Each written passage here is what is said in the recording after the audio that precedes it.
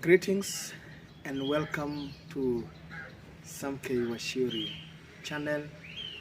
This is where we share, this is where we learn, and this is where we study about life. I know it has been long since I posted a video here, and it is because I've been thinking on what to post, what can be helpful to you and to me. And all this time I've been studying life. I've been looking at the content where I can bring it here and we share actually something maybe can be helpful to us all. And you know, I was thinking something last week, and I said I need to create something on it, and it's all about life and what people are looking. And many of us in this world that we are living, we are looking for opportunities. Actually, the reason you live to look for opportunity. And this opportunity that we are looking, at time, some it's all about jobs, some all about businesses, some all about chances to be given, maybe a chance to serve somewhere. And we look at all these things around us, and we ask ourselves questions: where do these opportunities are found? Hizi chances ambazo zinapewa watu zinatoka wapi? Bora, you know, very recently the president of the Republic of Kenya chose the ministers, the CAS, and the PS, the principal secretaries. And at time you tend even to look at that list, kujiuliza, je, mimi nimepata hiyo opportunity? Why are some getting these opportunities and some and others are not getting them? Na inakuwa ni maswali mengi ya kujiuliza every day. And so that's why I decided to come up with this content, and I said that in this world that we are living in, people are looking for opportunities everywhere, wherever you are. And you know, something I was thinking is that opportunities at time, they are there. Actually, opportunities are at hand. The only problem we have is that we don't see those opportunities. And what are the reasons that we can give the reason we don't see all these opportunities around us?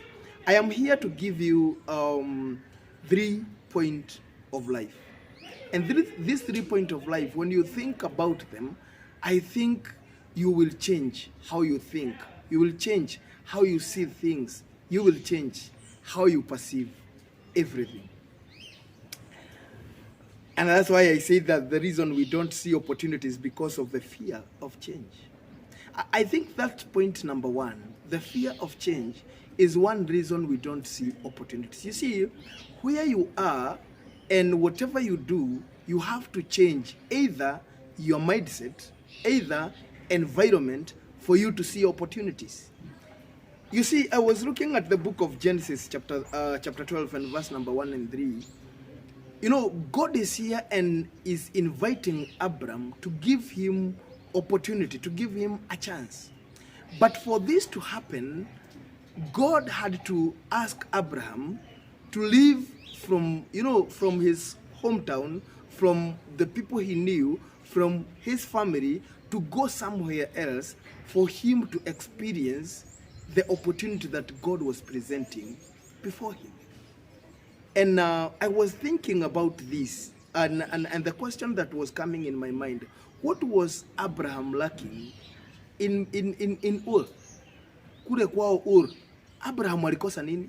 Actually, his father Terah, he was one of the businessmen selling all these to idols to the people around that area, Mesopotamia. And unagundua ya kwamba God come at that point of time na kuambia Abraham, I want you now to move from here and go somewhere else where I'll come and bless you. I am inviting you to you know, to grasp, to get this opportunity so that uweze kubarikiwa. And Abraham lazima ageti, and this is the point that I want to bring home, lazima ageti kuondoka kutoka pale kwao aende mpaka mahali ambapo Mungu atakayemuonyesha ili aweze kupatana na hizi baraka. At time, the fear of change of environment, or maybe the people we know, sometimes prevent us from getting an opportunity or a chance to create the new opportunities and the new maybe income. Why? This all comes because of fear. Fear of change. Fear of nikienda kule ambapo ninafikiria kwenda, nikitoka hapa niende LD, nikitoka hapa niende Kakamega, nikitoka hapa niende UG, nikitoka hapa niende Tanzania, then mambo itakuwa aje? Ninajua nani pale, ninajua wapi pale. You know, I know no one in where I want to go. I knew I have no idea of what work there or what don't work there. I have no idea. And out of this, sometimes to prevent from getting new opportunities, and it is all about fear. Or you want to stay or to live where you are familiar with the people who live there. Ninajua my aunt is here, my friend is here, my shosha naishi hapa karibu, and because there are people I know around me, then I can operate here. This is all about familiar, the familiarity. And sometimes because of that, we become the victim of familiarities. And the victim of familiarities is very dangerous in this life because you fear change because of familiarity. Ninataka kukaa na wale watu ambao tumezoeana nayo. And at time, you cannot be creative, you cannot be innovative in a place where people are too familiar with you. Sometimes it is difficult. You need to change something. You need to change either your mindset or maybe you need to change how you live and how you see things. And so, at time when I normally think about this book of Genesis chapter 12, I see God saying maybe Abraham will fear change because of the familiarity. And so, for him to grasp this opportunity, I have to make him leave from here, go somewhere else for him to initiate.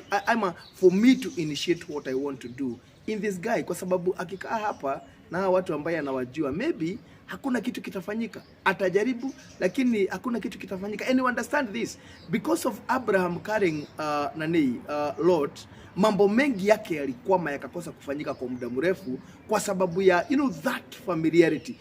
I am speaking about familiarity because I know the danger of familiarity. Yati tumezoeana sana. Hii mazoeano hata kama ni boss wako amekuajiri, mkizoeana naye sana hakuna kazi itakayofanyika. Hata kama ni mke wako ambaye mnaishi naye kwa nyumba, mkizoeana naye sana heshima itapungua. And so respect and honor, an idea of getting the new opportunities comes when you are far from the place you are familiar with or the people you are familiar with. Point number 2. People say that better the devil I know than the angel I don't know. This phrase is too dangerous for the people who like to use this phrase. Watu wanasema ya kwamba ni heri shetani ninayemjua kuliko malaika ninayemjua. Do you know the devil you know can be dangerous to you because he know all your weaknesses? It is better at time the angel you don't know because maybe he can be a blessing to you because you are not too familiar with him. And I normally say the negative side of this phrase is that you miss the opportunity for becoming a victim of familiarity. You know, those people you know, those environment you know, the places you know, sometimes they become dangerous for you because of familiarity. Now una miss the opportunities. The reason Jesus could not heal or maybe could not do many miracles in his hometown, it was because of familiarity. People are looking at Jesus and they are asking, huyu si ni ule kijana wa carpenter? This is the just boy wa Joseph. the carpenter. Ndugu zake tunawajua, sister zake tunawajua. And out of that, people could not believe in him. And out of that, Jesus could not do many miracles in his hometown. And actually anasema ya kwamba a prophet is no, anasema ya kwamba in Mark chapter 6 and verse number 4, that a prophet is not without honor except in his own town, among his relatives and his own home. He could not do any miracles there except lay hands on a few sick people and heal them. He was amazed at their lack of faith. Wow. Mvua imeanza kunyesha and I think tutakatiza hii video kutokana na hii mvua, but tutaendelea. So do not go away. I will come up with part 2. Thank you. This is Sam K. Washiri. Asanteni sana. Usiondoke mbali. Thank you. I said there before, Jesus could not do many miracles at his hometown. And the reason, from my observation, it is because people were too familiar with him. At times, we lack an opportunity. Things get our way because of how familiar we are with the place we live in or the people who lives around us. And that is the thing that we need to be careful all about. And for you to change this, you need to change your mindset. You need to change how you think. You need to change your perspective. Point number 3, as I finish.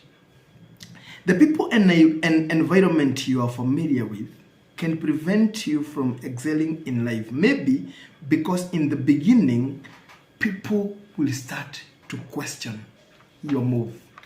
You know, that history background of where you live. If, you know, those family background that si unajua hata babu yake alijaribu, hata anko yake alikuwa amejaribu, ikashindikana. And out of those, you know, familiar background that people have for you, sometimes it blocks your move. It prevents your move because people don't believe in you. Why? Because of your background. Maybe the history background of where you live. Hii place hakuna biashara unaweza anzisha na ikadu well. There is no business you can start here and do well. Hii place ni watu wangapi washajaribu hapa, tumeona wangapi. Si unakumbuka hata fulani alianzisha alafu biashara ikafeli. Kwa hiyo huyu anafikiria ndio nani aanzishe hii biashara na excel. You know, and hearing all those external voices, because of familiarity, you become a victim of it. And this is where actually, as I finish, you need the book of Romans chapter 12 and verse number 2. The Bible says that for you, because now you believe in the Lord, you don't believe in those background. You don't believe in those history. Now you believe in God. You need to come with a new perspective. That you need to be transformed. Actually, the Bible says ya kwamba, do not continue to conform by the patterns of this world, but be transformed by the renewal of your mind. And you know, renewing your mind, it is either you change your perspective, you change your mindset, or if it is difficult for you to do that, move out, my friend. Toka hiyo area, enda area ingine ambayo hujulikani, and start something new. Abraham did not know where he was going, but where he went, God initiated something in him, and he started something that became later so greater for him to become the father of all nations. Wow. What a content. It is you now. Now you need to be, to begin to transform your thinking. You need to begin to change your thinking so that you get the opportunity that God has presented before you. And so, today invitation, I want to invite you to start something new. Stop saying ya kwamba haiwezekani. Those maboys ambao wanakaa base za Java, Those boys ambao wanakaa hizo bases hapo mtaani, mkipiga story, you are giving stories za mambo makubwa, but at the end of it mnasema kwamba lakini sasa do tutatoa wapi?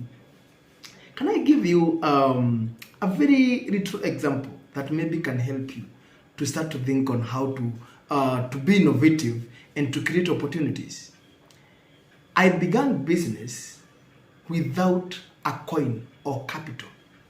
How did I do this? I was going to a shop, my friend's shop. Wanauza mashati pale, mashati hizi za boutique. And I will take photos za hizo mashati, alafu nazipost kwa my groups zile ambazo nilikuwa nimecreate. And posting those shirts, nilikuwa napata order ya shati nauza na zaidi ya 100 ama 150.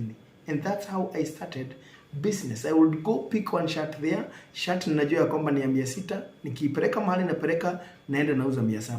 Nikiuza 700 already nimeget 200 profit na nimeget nimeget 150 profit na nimeget 50 bob ya fare mahali ambapo nilikuwa napeleka.